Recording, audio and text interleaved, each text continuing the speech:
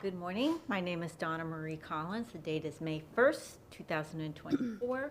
We're here today to consider an application to rezone property in Page Park, REZ 2020-00014.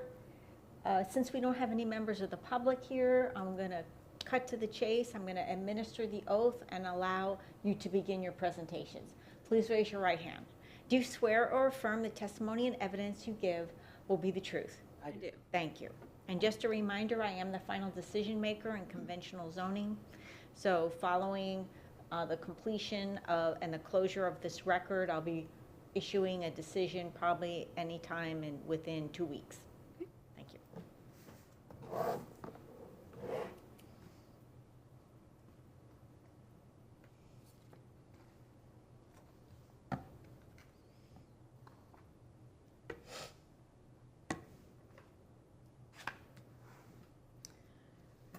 Good morning, Madam Hearing Examiner. I'm Veronica Martin, Senior Planner with TDM Consulting, representing the applicant Michael Vellucci with Contractor Plus Inc.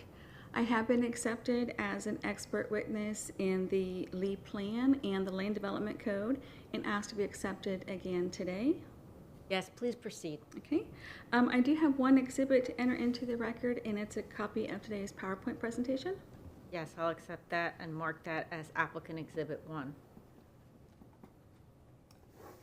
And excuse me.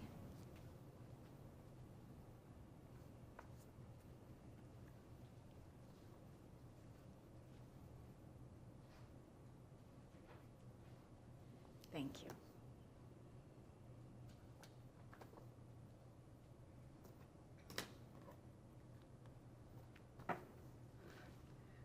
The request before you today is a conventional rezoning of 1.71 acres from the two-family conservation district TFC2 to commercial C2. This site is located south of Danley Drive and north of Center Road between 3rd Street and 4th Street. There are 4 lots totaling the 1.71 acres. It is located in the South Fort Myers planning community in the Page Park community planning area. The property has a central urban future land use classification, which is described as the urban core of the county and has the highest levels of public services. The central urban future land use category does permit the widest variety of uses, including residential, commercial, and industrial. As you can see, industrial development future land use classification is located to the east as shown in pink, and the airport future land use classification is located to the north of Danley Drive as shown in black. The entirety of the Page Park subdivision is located in the mixed use overlay, and this is just a portion of the mixed use overlay map of Lee Plan Map 1C. Rezonings in the mixed-use overlay are encouraged to be conventional rezonings. The Land Development Code does provide alternative development regulations within the mixed-use overlay to allow for more urban development patterns. The next slide is an inset of Lee Plan Map 1C. This is the Page Park mixed-use overlay. It shows the commercial mixed use in the yellow and gold, where the subject property lies between 3rd and 4th Street, south of Danley Drive. And I borrowed this exhibit from the staff report because it's a much better representation of the multiple zoning districts in this area of Page Park than what I can get from Lee Spins. And as you can see, the block of land where the subject property is located is a mix of light industrial in gold, commercial in red, community facilities plain development in blue, and two-family conservation district in green. North of the subject property is property with C2 zoning, developed with a warehouse, then IL zoned property with various commercial buildings, and then TFC2 zoning with a mix of single and multifamily uses. South of the site is property with IL zoning and industrial uses, then property with C1 and CFPD zoning. East of the site, across the 4th Street right-of-way, is C1 zoning with commercial buildings. West of the site, across the 3rd Street right-of-way, is property zoned TFC2 and developed with both single-family and multi-family uses.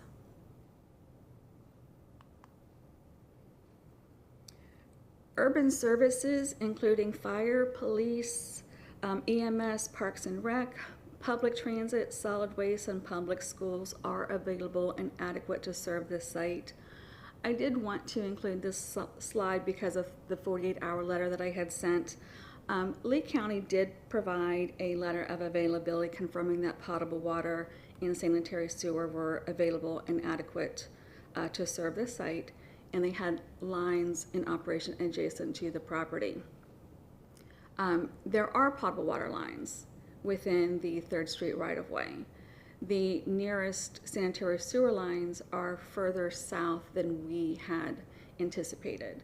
The nearest connection point is 240 linear feet from the subject property. So we have not started engineering drawings yet. We do not know the maximum square footage at this point. So we will address the connection to sanitary sewer at time of development order permitting. But it's within how many feet? 240 linear feet. So the Land Development Code has certain criteria. Any commercial development that exceeds 30,000 square feet, so we're not sure what the maximum square footage would be. You know, if it's smaller than that, they wouldn't have to connect, or if they generate more than 5,000 gallons per day of sewage, they would have to connect. The location, if I can go back a couple slides. Is there an end user for this parcel at this time? There is not. This property right here is connected to sewer. So they would have to connect to here. Just the length of this property, which was 240 feet. And does the property owner own the C2 property to the north? No.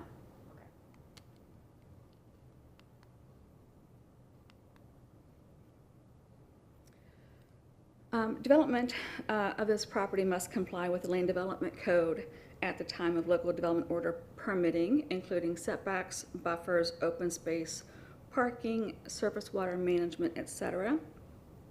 A variance may be needed for setbacks to existing structures if they're kept as part of this redevelopment. Again, the applicant may be required to combine lots prior to the local development order in order to meet minimum lot dimensions. And I bring this up just because this lot here was originally part of this lot. So this lot is non-conforming. And I did speak to the property owner. Can you walk me through the existing uses on the property using this slide? Sure. So this one is single family. This one had been used as a business, but I don't think it's in operation at this point. The property owner, an applicant, also owns this property, which is light industrial and is used for light industrial.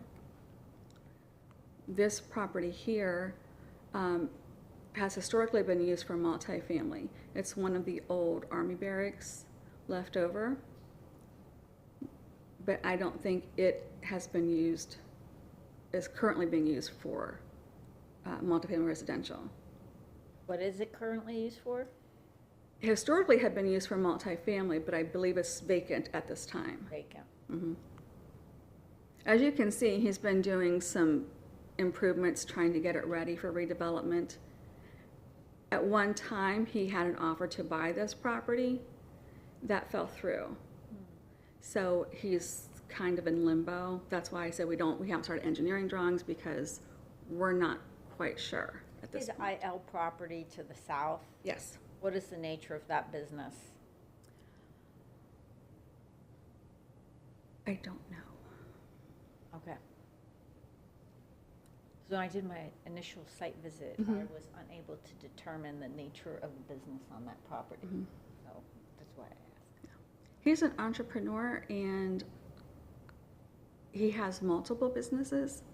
So yes, I have trouble ascertaining that Okay. as well. So, but it is an IL use? Yes. There's also, there had been multiple code violations on this subject property. The four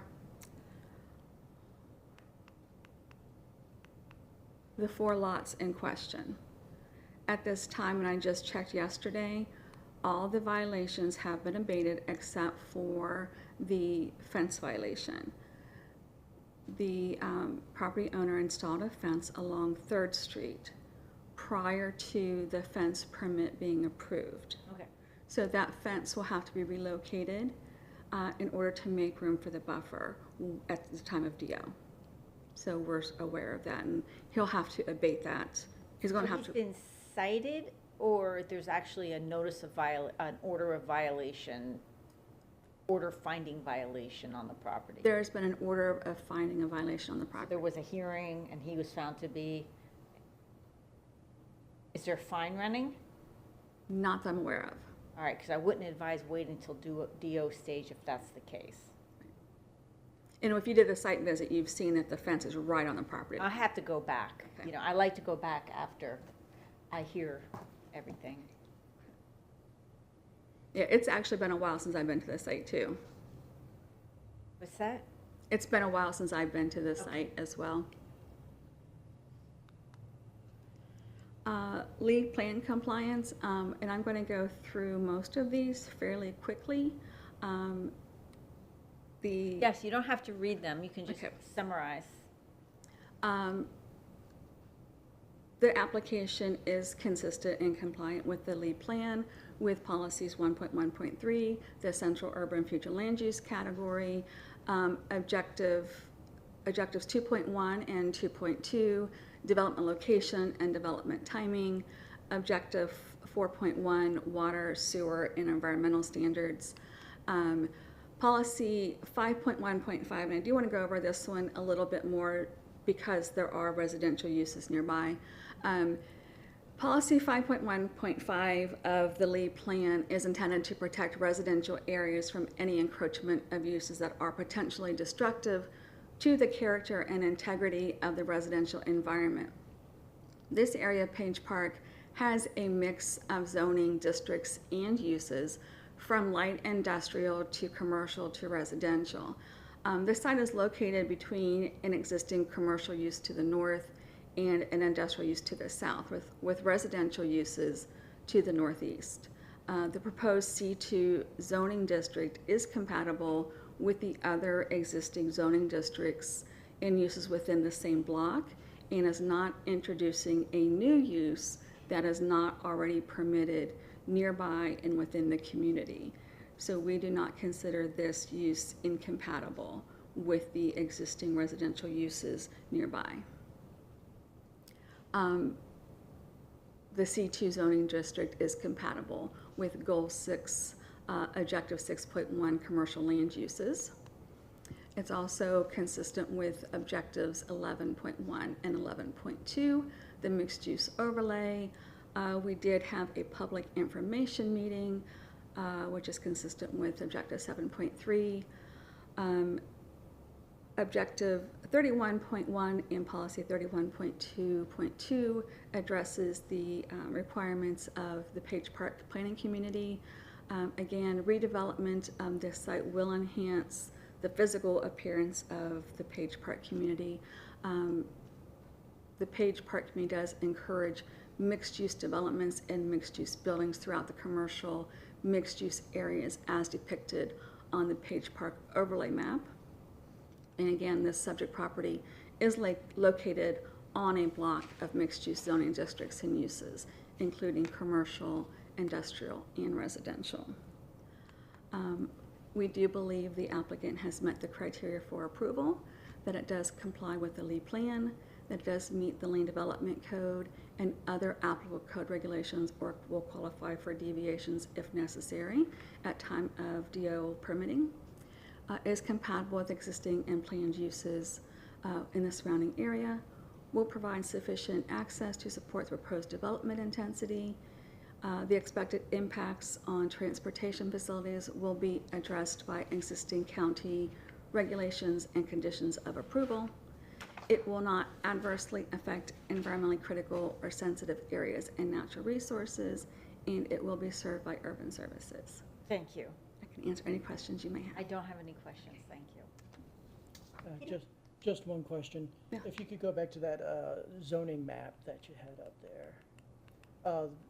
Reason I wanted to point that out is that, you know, since the applicant also owns that IL parcel, that puts him very close to the terminus of the existing sewer lines, so. Yes. So it's not that much of a stretch for him to get there. Mhm. If you were going simply from the subject property. I can't imagine septic would be authorized on that property with the line so close, but I guess we'll find out. That's for the development order permitting staff to determine. Right. And Again, since that's there's it no- for me, yeah.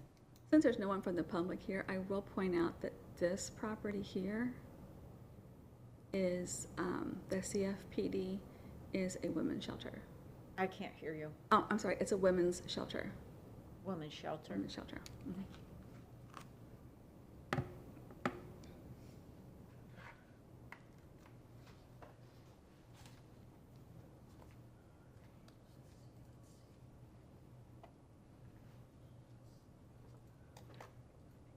There we go.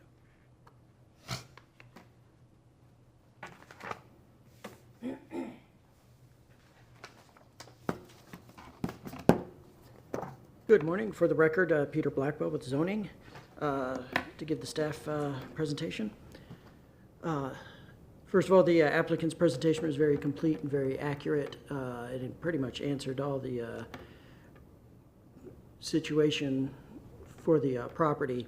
So therefore, I will restrict the staff presentation to simply with how they conform to LDC 34-145 criteria for rezoning. Okay, thank you.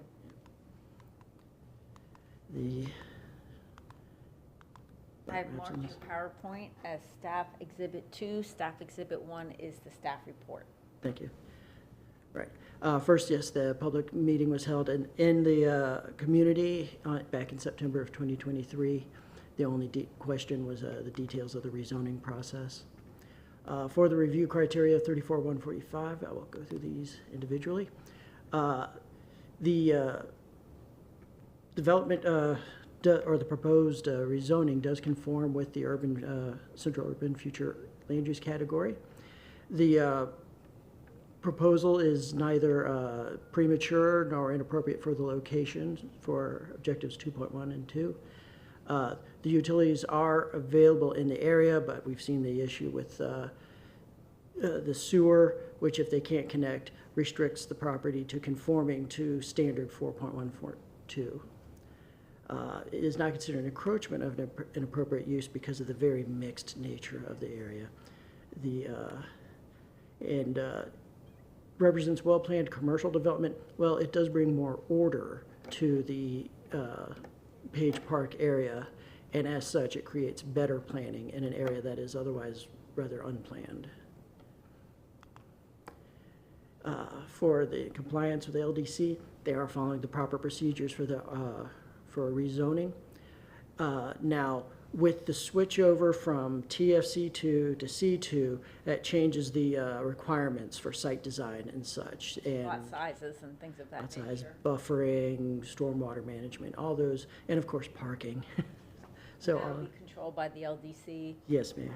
So, basically, the changeover just puts them on a new playing field as far as their regulatory environment. Now, the potential uses for C2 zoning are appropriate for this location, we found. The size of the parcel and its rather unusual configuration may render some uses inappropriate or unusable because of excessive buffering, not excessive, but large buffering requirements. Some uses require very large buffering, and as such, that acts as a control on the appropriateness of uses in this area.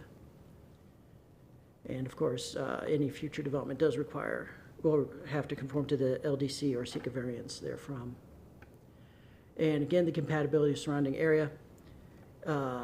The site is already being used or has been used for commercial and industrial type uses, and as such, this basically legitimizes that existence. The sufficient access from 2 streets onto Danley Drive, which gets them right to US 41 or Metro Parkway, so good access. For the transportation facility impact, no TIS required for this. It'll be handled as part of the DO process. The environmental impact, the property has already been cleared. It's heavily impacted, and no protected species were found by environmental staff. So that will also be subject to a DO review. They have the full range of urban services, and therefore, based on these criteria, staff finds that the proposed rezoning conforms to 34-145 and recommends approval of the request to rezone the subject property from TFC2 to C2. And I'm ready for questions. Thank you. Okay. No, I don't have any questions. I want to thank staff and the applicant for a very comprehensive staff report. I felt well prepared for the hearing today. I will be going back to the site. Thank you for the PowerPoints and your presentations today. I feel like I'll be able to finalize this in short order and issue a decision. All right, thank you very much.